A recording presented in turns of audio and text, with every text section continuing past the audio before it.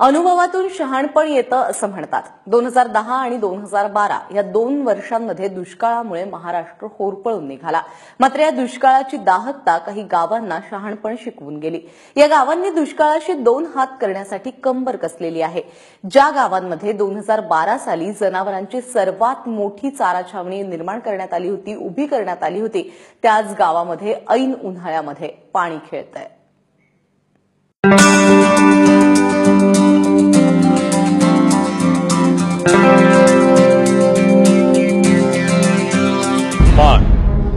दुष्काळ 5वीला पुजलेला प्रदेश, पण ही दृश्य याच मान देशातली आहेत यावर तुमचा विश्वासही बसणार नाही। पण माणदेश फाउंडेशननं हे शक्य करून दाखवलंय। नेहमी कोरड्या असणाऱ्या माण नदीवर माणदेश फाउंडेशननं 8 मोठ्या बंधाऱ्यांची साखळीच तयार केली आहे। छावणीच्या जवळजवळ 14,000 जनावरं छावणीमध्ये होती आणि 20-22 गावची। आणि मग त्यावेळेला आमचा असा निर्णय झाला की ही शेवटची छावणी व्हावी। 5-6 संस्थांनी मिळून आम्हाला मदत द्यायचं ठरलं आणि प्रत्येक मग बंधाऱ्याची सुरुवात झाली।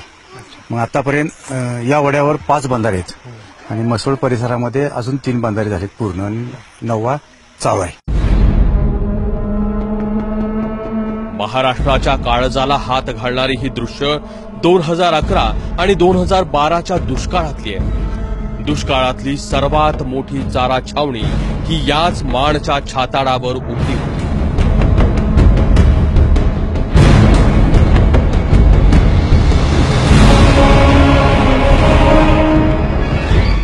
माझ्या पाठीमागे हे जे मैदान दिसतं आहे ते मैदान आणि तिथून पुढे काही किलोमीटर अंतरावरती 2011 मध्ये जनावरांची चारा छावणी पसरली होती। दुष्काळामुळे या छावणीत फक्त जनावरच नाही तर माणसांना राहायचीही वेळ आली होती।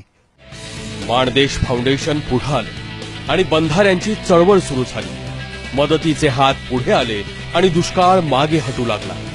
ज्या माणदेशात पाण्यासाठी भुई खरवडावी लागत होती तिथल्या विहिरी तुडुंब भरल्या। बंधाऱ्यामुळे बोरवेलला पाणी ओसंडून वाहू लागलं। इतकंच काय, दुष्काळी भागात ऊसही डोलू लागला।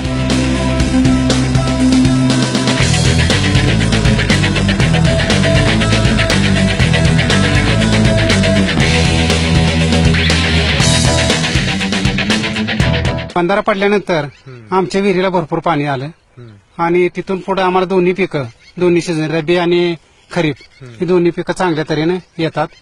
पाण्याची काही सुद्धा कमतरता नाही आम्हाला। सिमेंटच्या 8 बंधाऱ्यातल्या अनेक बंधाऱ्यांमध्ये ऐन उन्हाळ्यातही पाणी टिकून आहे। काही बंधाऱ्यातलं पाणी आटलं असलं तरी भूजल पातळी मात्र वाढली आहे। याच अनुभवाच्या जोरावर सर्वात मोठ्या बंधाऱ्याचं काम सुरू झालंय। संपूर्ण महाराष्ट्रामध्ये खूप पाऊस पडला, पण माण तालुक्यात काय आपल्याला माहिती आहे की इतका नाही पडला, पण तरी पण आज गंगोतीचा बंधारा पाण्याने फुल भरलेला आहे। जे शेतकरी साधारण दिवाळीला निघून जायचे ते आज पीक घेत आहेत। तर हा बदल पाणी साठवण्यामुळे होतोय।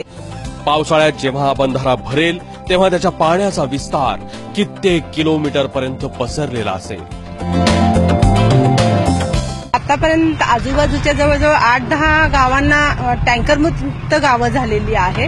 आजूबाजूच्या परिसरामध्ये ह्याचं पाणी साठलं जाणार आहे। त्या बाजूला गावाचं वस्ती नाही आहे, पण आजूबाजू शेती खूप आहे आणि त्याचबरोबर ह्या बाजूला मग ते गावाला पण ह्या बंधाऱ्याचा खूप मोठ्या प्रमाणात फायदा होणार आहे। माणदेशच्या दुष्काळाची दाहकता व्यंकटेश माडगुळकरांच्या बनगरवाडी या कादंबरीमुळे सर्वांसमोर आली। या कादंबरीतील पात्र अनेक वेळा दुष्काळामुळे हतबल होतात। प्रत्यक्षात ही हतबलता या कादंबरीच्या लिखाणाच्या 6 दशकांनंतरही कायम राहिली। परंतु आता माणदेशी फाउंडेशनच्या कामामुळे ही हतबलता इतिहास जमा होतीये। माणदेशचं स्वरूप पालटतंय। व्यंकटेश माडगुळकरांचा माणदेश नवीन रूपात समोर येतोय। कॅमेरामन अमोल गवळेसह मंदार गोंजारी, एबीपी माझा, म्हसवड, सातारा।